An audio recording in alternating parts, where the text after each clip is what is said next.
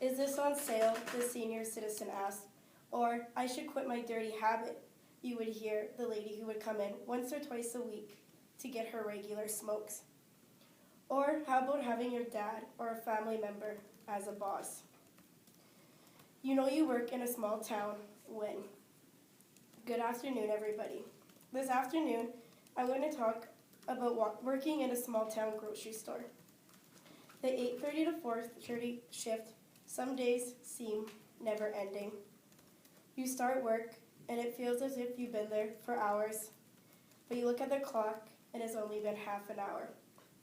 Those days are Tuesdays and Thursdays, probably two of the quietest days at the store. No truck, and it seems not many customers either. But my favorite time of the day when working at this store is not quitting time, although that is one of my favorite times. But another one of my favorite times that I enjoy is the 11:30 to 12:30 lunchtime rush, especially on Wednesdays. Why Wednesday? No, it's not only hump day, but it's pizza day. From 11:30 on Wednesdays, 2 cashiers are needed up front to be ready for the high school rush. Gets a little hectic, and seems the rush is never ending, but I love it. Maybe I enjoy it so much because after a while dealing with older people, the high school students are like a breath of fresh air. The sounds of the exhaust pulling up and hearing the kids come in talking and laughing seems to be a little more relaxing and gives me a second to breathe and laugh with them. You hear them chirping at our bakery manager, Michelle, as they give her a hard time 5 days a week. Michelle not only manages the bakery at the store, she's a caterer and every high school student's mother. For an example, one day, Michelle didn't bring in Oreo sandwich treats for ice cream, and one of the kids were like, "Where's the Oreo sandwich?" And I told them to go back to Michelle and grab her crap. So they did, and you could hear Michelle and the kids laughing in the background. Michelle usually doesn't allow the kids to buy energy drinks. You would hear her chirping at them saying, "Do you know how bad those are for you?" Sometimes you would see them sneak them around the till if she's up front. I started working at Food Town in about grade 8, which seems ages ago. Okay, so it's just 8 years ago. With a population of less than 1,000 people in Castor, this seems to give a more personal advantage to the customers and the staff at the store. For instance, you get to know everybody, who they are, what kind of smokes they buy, or what they usually purchase for lunch.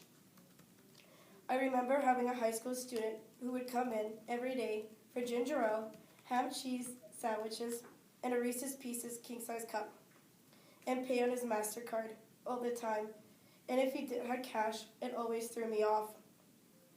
Or the students who would come in daily, and he would start to remember their account number. Another advantage for the kids. Their parents would have a charge account, which the customer is able to put groceries on their account and pay at the month end. One day, a high school student's mom came in, and I already had her account number punched in before she could say anything. She would say, "Not like my son comes in here every day to buy lunch." Or how about the, "Wow, our kids are good supporters of the store." Or the parents, "Since we have to pay all the time." A couple of summers ago, I had a high school student call the store, and I couldn't hear him, so I hung up. In a couple of minutes, my phone started ringing, and it was him again. And he said to me, "Yeah, hang up on me. What's for lunch?" It was almost a daily thing getting texts asking what's for lunch, until we had a daily schedule for the bakery. I also remember one of the kids giving me heck because I didn't have his account number memorized, but had all his friends. A high school student who comes in regularly at lunchtime and after school seems to feel privileged when he gets to the till and all the staff members have his account number punched in and he doesn't have to say anything. Every day at the store consists of facing the aisles, carrying out groceries, carrying out water bottles that weigh about 45 pounds, running till, and of course, dealing with customers, and customer service. Wednesday and Friday is truck day, when our freight truck comes in, which makes for busier days. Also on Fridays, we have to put out sale tags and put out sale items on the sales shelf at the display ends. One of the employees at the store, Joanne, who does a very nice job with her produce and tends to be a bit on the crabby side. When she does grapes, staff will intentionally help themselves to the grapes, and it absolutely drives her nuts.